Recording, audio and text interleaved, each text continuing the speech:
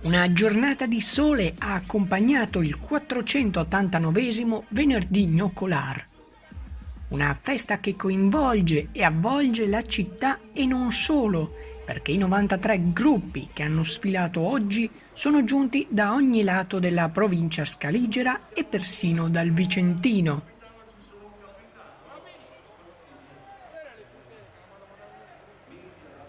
Un numero inferiore rispetto agli anni passati per alleggerire il lungo corteo, questo senza comunque intaccarne la magnificenza.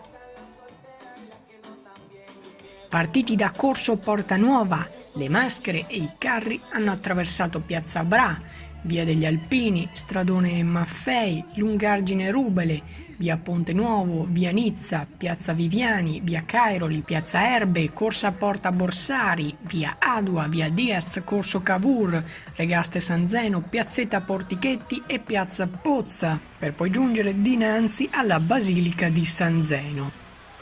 Lungo il percorso di circa 7 km è stato istituito il divieto di transito e sosta e per agevolare le operazioni di sgombero delle strade, le scuole di ogni ordine e grado lungo il percorso hanno terminato le lezioni alle 12. A presidiare la manifestazione i vigili urbani, la polizia di Stato, i carabinieri e 75 steward, a cui si sono sommate 2 squadre di pronto intervento antincendio e 4 ambulanze.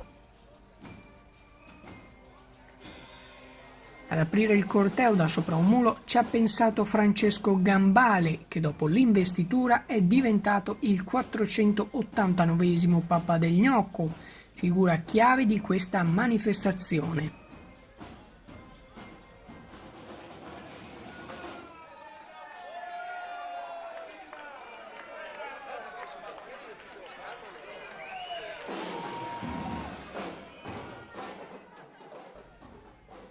A seguirlo maschere locali, bande, majorette e molti carri allegorici.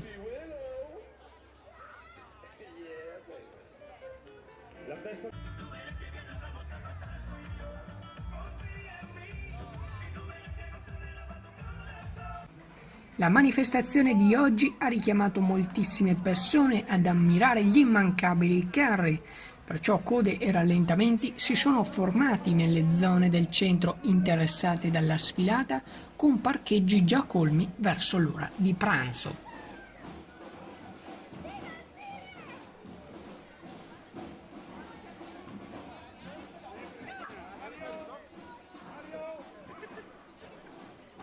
Replica della manifestazione su Premium 1 giovedì alle 13, mentre una sintesi lunga vi aspetterà dallo stesso giorno sul nostro account di YouTube.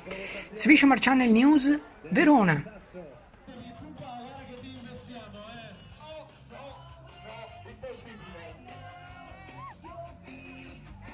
Tira sulla gonna per